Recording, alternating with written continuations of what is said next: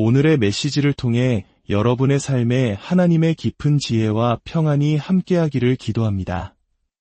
이 말씀이 여러분의 마음에 울림을 준다면 구독과 좋아요를 통해 더 많은 이들에게 하나님의 은혜가 전해질 수 있도록 동참해 주십시오. 여러분의 작은 행동이 누군가에게는 큰 위로와 희망의 씨앗이 될 수 있습니다. 오늘날 우리는 인류 역사상 그 어느 때보다 기술적으로 긴밀하게 연결된 세상에 살고 있습니다. 스마트폰 하나면 지구 반대편의 소식도 실시간으로 접할 수 있고 수많은 사람과 소셜미디어로 연결되어 있습니다. 하지만 역설적이게도 현대 사회는 극심한 외로움이라는 전염병을 앓고 있습니다. 이것은 먼 나라의 이야기가 아닙니다. 우리 대한민국도 마찬가지입니다. 수많은 여론조사에서 절반이 넘는 사람들이 나는 외롭다고 말합니다. 이 외로움은 특정 연령대에 국한되지 않습니다. 학교에 다니는 어린 아이들부터 치열한 경쟁 속에 있는 10대들, 사회에 첫 발을 내딛는 청년들, 가정을 꾸린 중년 부부, 그리고 인생의 황혼기에 접어든 어르신들까지 모든 세대가 저마다의 외로움과 싸우고 있습니다.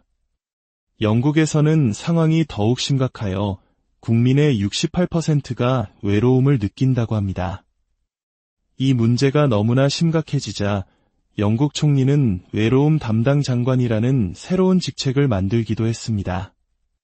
국가가 직접 나서서 국민의 외로움을 관리해야 할 만큼 이것이 중대한 사회 문제가 된 것입니다. 한 고등학교 목사님과 대화를 나눈 적이 있습니다. 최근 청소년 수련회에서 1000여 명의 학생들에게 외로움을 느끼는 사람은 일어나 보라고 요청했는데 놀랍게도 80%에 가까운 학생들이 자리에서 일어났다고 합니다. 그 아이들은 일상적으로 깊은 고독감을 느끼고 있었습니다. 원인 중 하나는 바로 소셜미디어입니다. 사람들은 토요일 밤에 친구들을 만나 어울리는 대신 방에 홀로 앉아 스마트폰 화면을 들여다봅니다. 다른 사람들이 무엇을 하고 있는지, 얼마나 즐거워 보이는지를 구경하며 시간을 보냅니다. 그러면서 나만 뒤처지는 것 아닐까 하는 두려움, 이른바 포모 현상에 시달립니다. Z세대는 태어날 때부터 스마트폰과 함께 자란 첫 세대이며 그만큼 이러한 고립감에 더 취약합니다. 성경은 외로움에 대해 많은 것을 이야기합니다. 성경의 첫 장인 창세기에서부터 하나님은 말씀하십니다. 사람이 혼자 사는 것이 좋지 아니하니 이것은 하나님께서 이 땅을 창조하시며 좋지 않다고 말씀하신 첫 번째 것이었습니다. 하나님은 외로움을 미워하십니다. 만약 당신의 삶에 외로움이 있다면 그것은 당신을 향한 하나님의 계획이 아닙니다. 우리는 하나님의 형상대로 지음받았습니다. 이는 우리가 본질적으로 관계적인 존재라는 의미입니다. 그렇기에 인간은 사회적인 존재이며 혼자가 아닌 함께할 때 온전해집니다. 우리는 홀로 살도록 만들어지지 않았습니다. 성경에는 외로움, 우정, 그리고 친밀함에 관한 수백 개의 구절이 있습니다. 하나님은 우리에게 좋은 친구가 얼마나 중요한지를 계속해서 강조하십니다. 친구는 단순히 행복을 위해서만 필요한 것이 아닙니다. 우리의 건강을 위해서도 필수적입니다. 여러 연구 결과에 따르면 친구가 적을수록 수명이 짧아질 확률이 높다고 합니다. 건강한 우정을 쌓지 못하는 것은 우리의 영혼뿐만 아니라 육체에도 해롭습니다. 하나님은 우리를 관계를 위해 만드셨습니다. 그래서 오늘 우리는 건강한 관계를 맺는 방법에 대해 성경의 수많은 구절들을 통해 깊이 살펴보고자 합니다.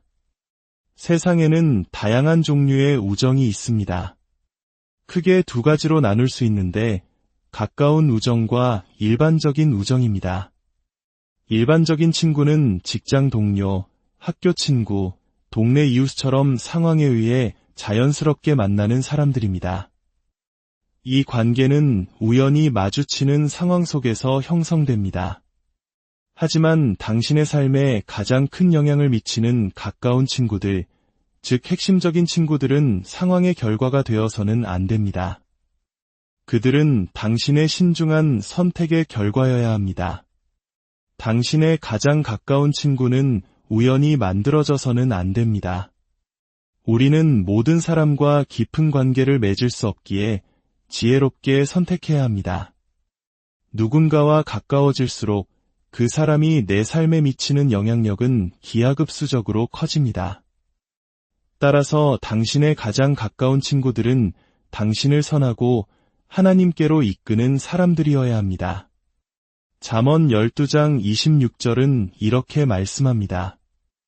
의인은 그의 이웃을 신중하게 선택하나 악인의 길은 그들을 잘못된 길로 이끄느니라. 그렇다면 우리는 어떤 사람들을 가까운 친구로 삼지 말아야 할까요? 그리고 어떤 자질을 가진 사람들을 찾아야 할까요?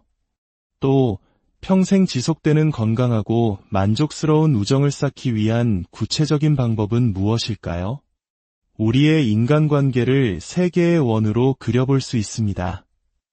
가장 바깥쪽의 가장 큰 원은 일반적인 친구들입니다. 이 원은 공간이 넓어 많은 사람을 담을 수 있습니다. 우리는 이들과 많은 시간을 보내지는 않지만 삶의 여러 부분에서 마주칩니다. 함께하는 시간이 적기 때문에 서로에게 미치는 영향력도 제한적입니다. 그 안쪽의 두 번째 원은 가까운 친구들입니다. 모든 사람과 가까운 친구가 될 수는 없기에 이 원은 더 작습니다. 우리는 이들과 더 많은 시간을 함께 보내며 서로에게 미치는 영향력도 커집니다. 그리고 가장 중심에 있는 당신을 둘러싼 가장 작은 원이 바로 핵심 친구들입니다. 이 원에는 단 몇 명만이 들어갈 수 있습니다. 서너 명, 많아야 대여섯 명 정도입니다. 우리는 이들과 아주 많은 시간을 보내고 서로에게 지대한 영향을 미칩니다.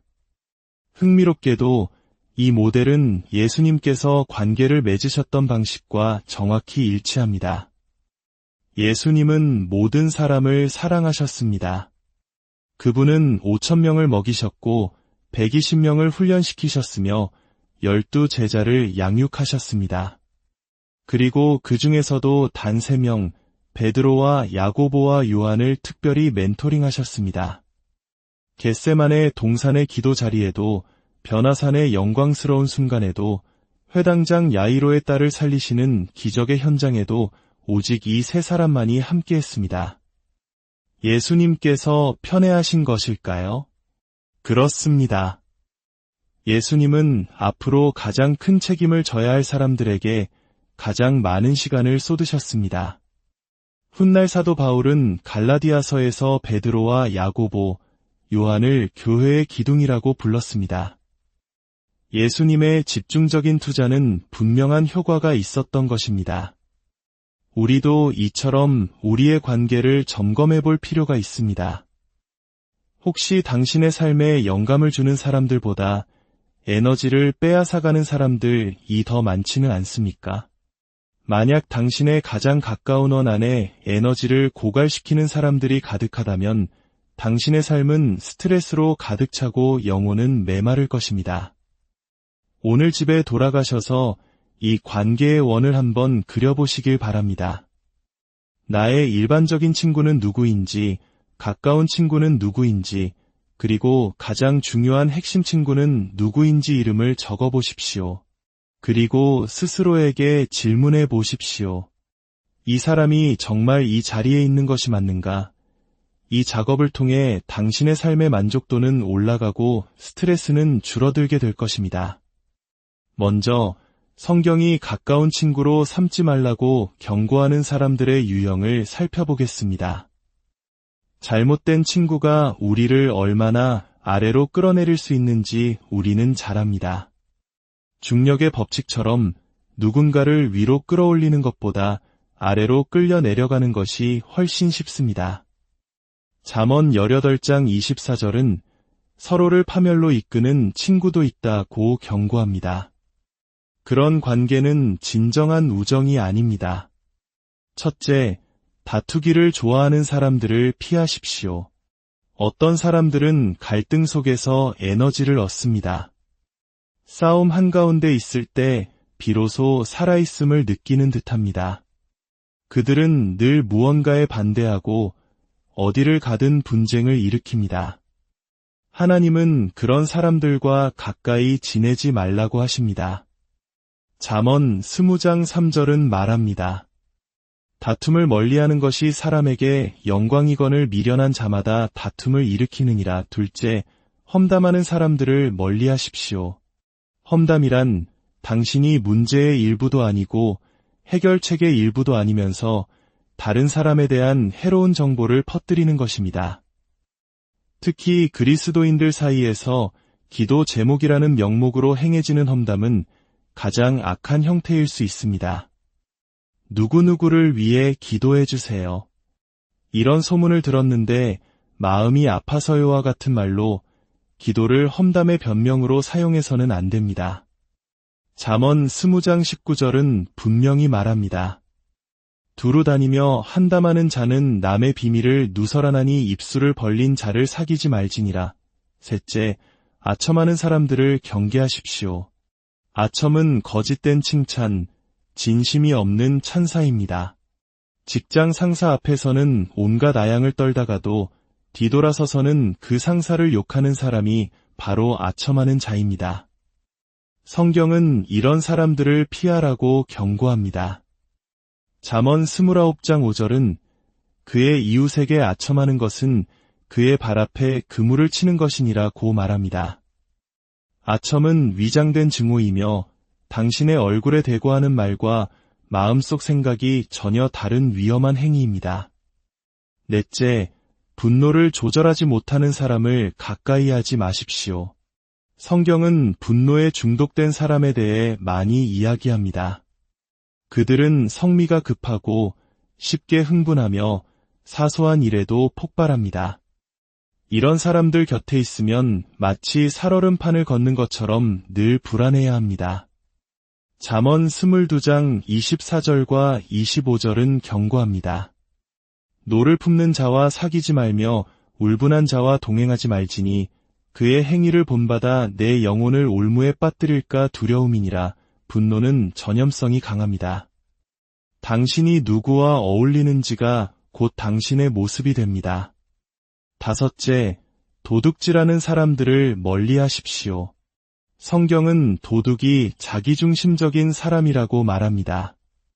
만약 그들이 다른 사람의 것을 훔친다면 언젠가는 당신의 것도 훔칠 것입니다.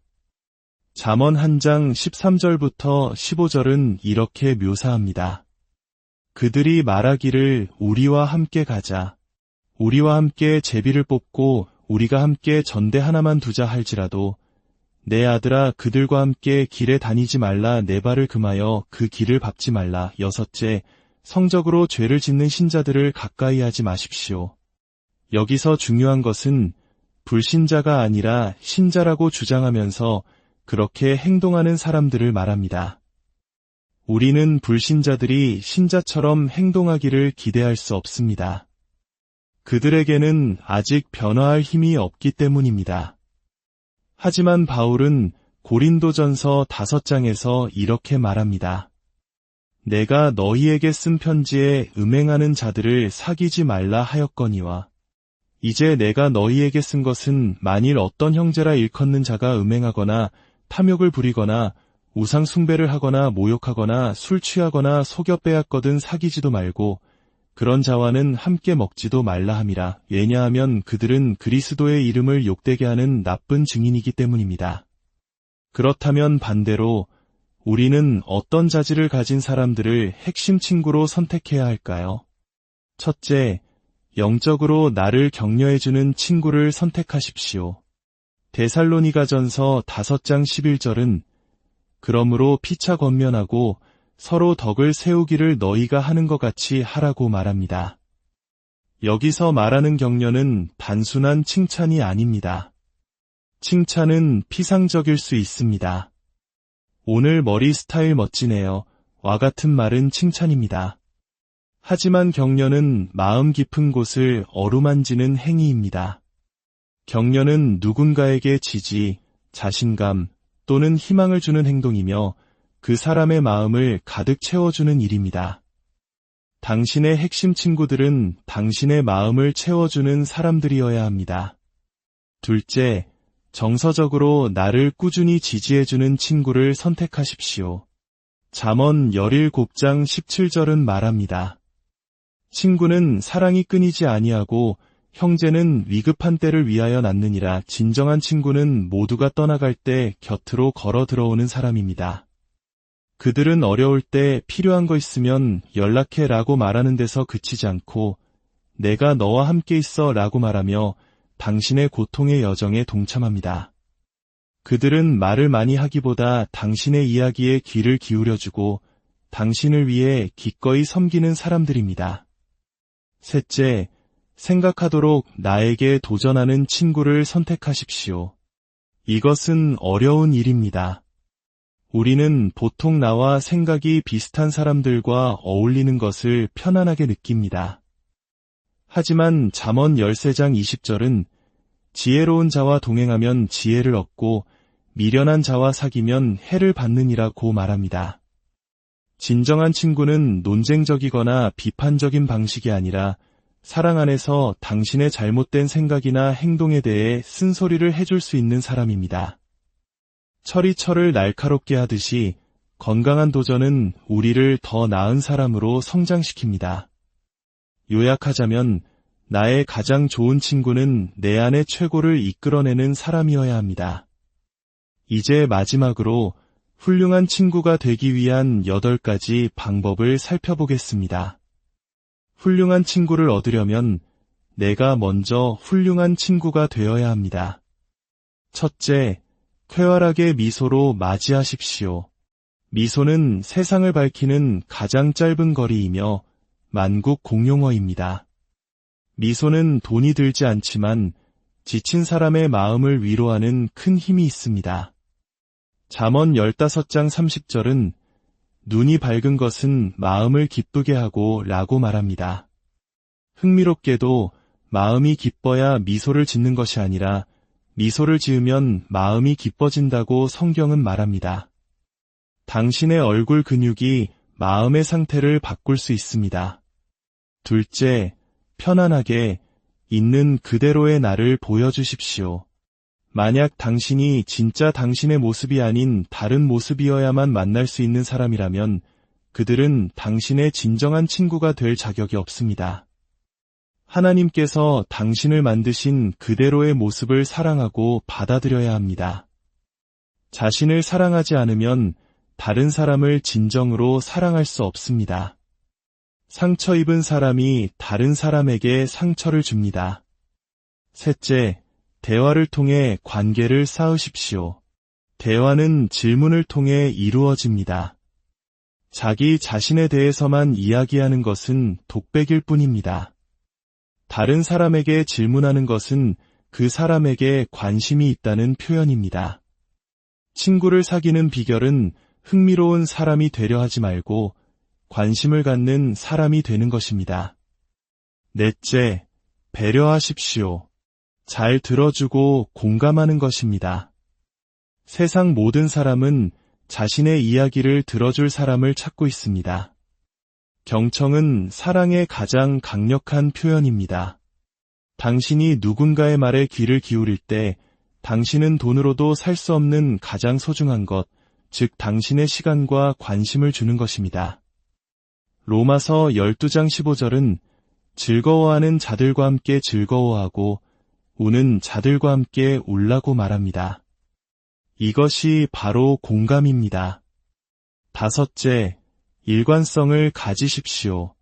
특히 어려운 시기에 그들 곁을 지켜주십시오. 잠언 18장 24절은 어떤 친구는 형제보다 친밀하니라고 말합니다. 상황이 좋을 때만 친구가 되는 것이 아니라 고난 속에서도 변함없이 곁을 지키는 것이 진정한 우정입니다. 여섯째, 비밀을 지켜주십시오. 그들에 대해 험담하지 마십시오. 당신의 험담은 결국 당신에게 돌아올 것입니다. 잠언 11장 13절은 두루 다니며 한담하는 자는 남의 비밀을 누설하나 신실한 자는 그런 것을 숨기느니라고 말합니다. 신뢰할 수 있는 사람이 되십시오. 7째, 솔직하십시오.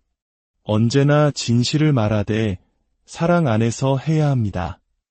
그냥 솔직하게 말하는 것뿐이야 라는 변명으로 다른 사람에게 상처를 주어서는 안 됩니다. 친구의 사랑 어린 책망은 상처가 아니라 약이 될 수 있습니다. 잠언 24장 26절은 정직한 대답은 진정한 우정의 표시야 라고 말합니다.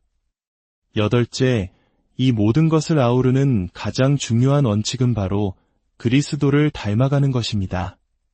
그들을 조건 없이 사랑하십시오. 세상은 우리에게 끊임없이 무언가를 성취하고 자격을 증명하라고 요구하지만 당신이 사람들을 있는 모습 그대로 사랑할 때 그들은 당신에게 이끌릴 것입니다. 로마서 15장 7절은 말합니다. 그러므로 그리스도께서 우리를 받아 하나님께 영광을 돌리심과 같이 너희도 서로 받으라. 예로움의 해독제는 건강한 우정입니다. 그리고 건강한 우정의 열쇠는 예수 그리스도를 본받는 것입니다. 예수님은 좋은 친구가 되는 것이 무엇인지 삶으로 보여주셨습니다. 여러분의 친구들은 당신의 영적 성장에 도움을 주고 있습니까? 아니면 방해가 되고 있습니까? 당신은 다른 사람에게 훌륭한 친구가 되어주고 있습니까? 오늘 나눈 8가지 방법 중 당신이 가장 노력해야 할 부분은 무엇입니까? 요한복음 15장 15절에서 예수님은 우리에게 말씀하십니다. 내가 너희를 친구라 하였노니 예수님은 이미 당신을 받아들이셨습니다. 당신은 그분을 받아들이셨습니까? 아버지 하나님, 우리가 단지 친절한 교회로 알려지는 것을 넘어 진정한 친구들로 가득한 공동체가 되게 하여 주시옵소서. 우리의 가장 가까운 친구들이 우리를 성장시키고 우리 안에 최고를 이끌어내는 사람들이 되게 하시고 우리 또한 다른 이들에게 그러한 친구가 되게 하여 주시옵소서. 우리의 모든 관계 속에서 하나님의 사랑과 지혜가 드러나게 하소서. 예수님의 이름으로